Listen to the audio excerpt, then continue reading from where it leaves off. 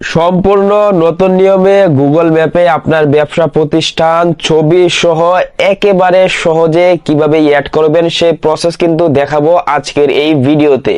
ভিডিওর মূল পর্বে যাওয়ার আগে একটা রিকোয়েস্ট থাকবে, আপনি যদি আমার চ্যানেলে নতুন দর্শক হয়ে থাকেন অবশ্যই কিন্তু চ্যানেলটিকে সাবস্ক্রাইব করে দিবেন, যাতে এইরকম কোয়ালিটির টেক রিলেটিভ গুরুত্বপূর্ণ ভিডিওগুলো আপনার আর কখনোই মিস না হয়ে যায়।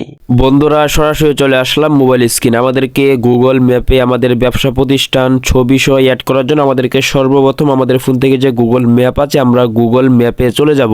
আমাদেরকে গুগল ম্যাপে আসার পর প্রথমে আমরা যে কাজটা করব, আমরা নোটিফিকেশন বাটনটা টান দিয়ে আমাদের ফোন থেকে যে লোকেশনটা আছে অবশ্যই আমরা লোকেশনের মধ্যে ক্লিক করে আমাদের যে লোকেশনটা আছে অবশ্যই আমরা আমাদের ফোন থেকে যে লোকেশনটা কিন্তু অন করে দিব। আমাদের ফোনে লোকেশনটা অ্যাড করা হয়ে গেলে এখান থেকে যে দেখেন যে ডান পাশে যে অপশনটা রয়েছে প্লাস আইকন, সকল এটার মধ্যে ক্লিক করে দিব। তাহলে আমাদের সামনে কিন্তু এরকম একটা ইন্টারফেস কিন্তু চলে আসবে। এবার এখান থেকে এই যে দেখেন প্রথম যে অপশনটা রয়েছে এটার মধ্যে ক্লিক করে দিবেন। আপনাদের এই অপশন যদি এখানে না থাকে তাহলে আপনারা ডান দিকে স্ক্রল করে আপনার এই অপশনটা খুঁজে এটার মধ্যে সকলেই ক্লিক করে দিবেন।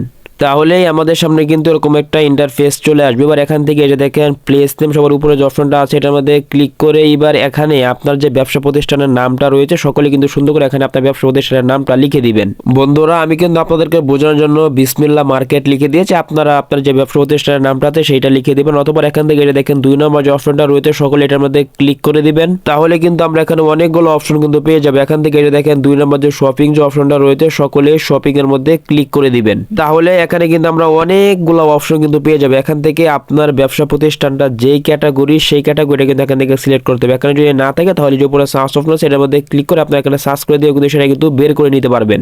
আমি আপনাদেরকে বোঝানোর জন্য এখান থেকে যে বুক শপ যা সেটা সিলেক্ট করে দিচ্ছি, আপনাদের ব্যবসা প্রতিষ্ঠানের যেই ক্যাটাগরি হবে সেখান থেকে সেটা সিলেক্ট করে দিবেন। তো আমি এখান থেকে বুক শপের মধ্যে ক্লিক করে দিচ্ছি। এবার এখান থেকে আমাদের লোকেশনটা অ্যাড করার জন্য এখান থেকে এই যে দেখেন যে গোল আইকনটা রয়েছে এটার মধ্যে সকলে ক্লিক করে দিব।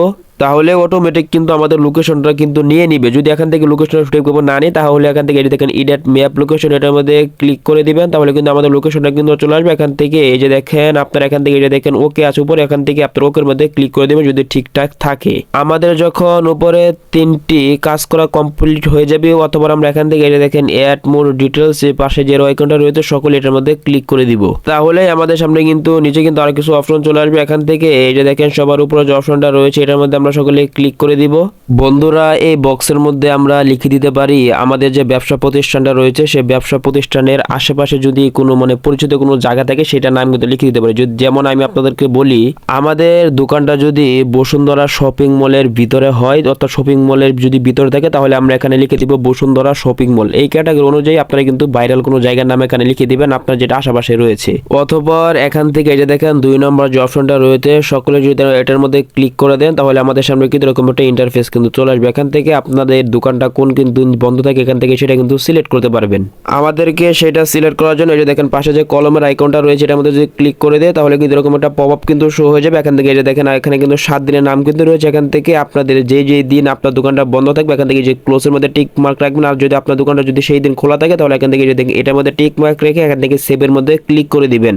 বন্ধুরা, তাহলে দেখবেন এই যে দেখেন আমার দোকানটা কিন্তু এই দিনটা কিন্তু 24 ঘন্টা খোলা থাকবে এটা কিন্তু চলে আসে। এখান থেকে আপনারা যেটা সিলেক্ট করবেন ঠিক এরকম ভাবে কিন্তু লেখা চলে আসবে। এবার এখান থেকে আমাদেরকে ফটো অ্যাড করার জন্য আমাদের দোকানে এই যে দেখেন অ্যাড ফটো লেখা আছে সকলে এটার মধ্যে ক্লিক করে দিবেন।